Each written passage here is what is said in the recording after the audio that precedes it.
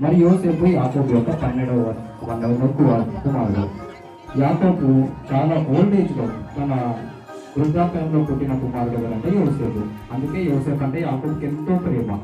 అదే కాకుండా తనకి ఇష్టమైన తన ప్రేమించే భార్య రాహేలు కుమారుడు కాబట్టి, తన వృద్ధాప్యంలో పుట్టిన కుమారుడు కాబట్టి యోసేపు అంటే తనకి ఎంతో ప్రేమ.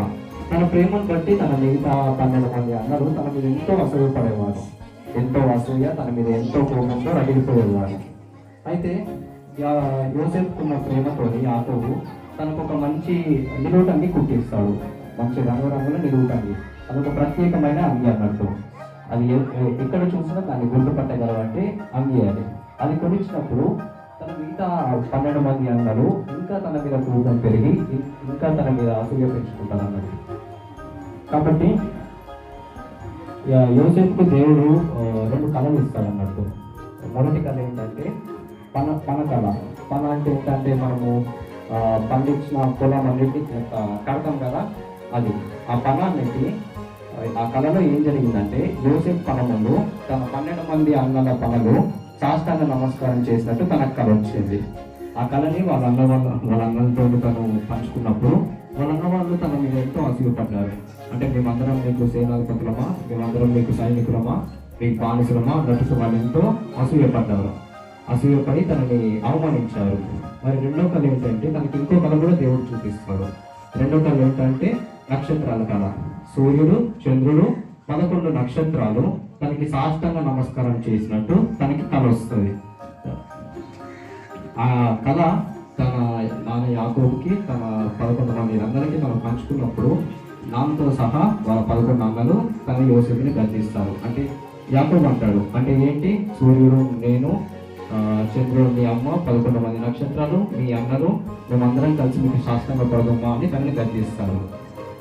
ఇదంతా అయిపోయాక ఒకరోజు యాకోబు తన 11 మంది కొడుకులకు తన మందను మేపుమని షెకెముకు పంపిస్తాడు.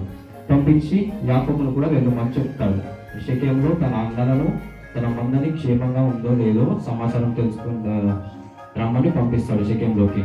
సో యోసేపు షెకెంలోకి వెళ్తాడు. షెకెంలోకి వెళ్ళినప్పుడు తన అన్నలు ఎవరక్కడ కనిపించారు. కనిపించడంతో అక్కడ ఒక మనిషి వస్తాడు. మనిషి వచ్చినప్పుడు ఆ మనిషి అడుగుతాడు యోసేపుని, నువ్వు ఎవరిని వెతుకుతున్నావు అంటే నేను మా అన్నలను వెతుకుతున్నానని యోసేపు అంటాడు. యోసేపు అన్నప్పుడు మీ అన్నలు దాతానికి వెళ్దామని నేను మాట్లాడుతుంటే నేను విన్నాను అని అన్నప్పుడు యోసేపు వెంటనే దాతంలోకి వెళ్తాడు. దాతంలోకి వెళ్తున్నప్పుడు దూరంలో వాళ్ళ అన్నలు వాళ్ళకి కనిపిస్తారు. వాళ్ళ అన్నలు కూడా యోసేపుని చూస్తారు. చూసి అది వాళ్ళ అక్కడి నుంచి ఎగతాళి చేసుకుంటూ ఉంటారు. అదిగోండి కలలు కనే వాడు వస్తున్నాడు, మన నాయకుడు వస్తున్నాడు, మన రాజు వస్తున్నాడు అని ఎగతాళి చేసి నవ్వుకుంటూ వాడు వస్తున్నాడు కదా, వాడిని చంపేసి ఈ గోతిలో పడేసి అందరికీ వాడు ఏదో దుష్టముఖం చంపేసిందని మనము అబద్ధం క్రియేట్ చేద్దాము. దీని ద్వారా వాడి కళలు ఏమైపోతాయో, వాడు కన్న కళలు ఎలా నెరవేరుతాయో చూద్దాము అని వాళ్ళు దుష్ట హృదయం కలిగి ఆలోచిస్తారు. అలా ఆలోచించినప్పుడు అందరిలో పెద్దవారు ఎవరు, రూబేను ఏమంటాడంటే మనం వాడిని చంపడం తప్పు అని రూబేను యోసేపుని అక్కడి నుంచి తప్పించాలని చూస్తాడు. ఎలా తప్పించాలని చూస్తాడు, తనను ఒక గోతిలో పడేద్దామని చూస్తాడు. సో యాకోబు వాళ్ళని చేరుకున్న వెంటనే యాకోబుకున్న నిలువుటంగిని వాళ్ళు తీసేసి యోసేపును ఒక గోతిలో పడేస్తారు.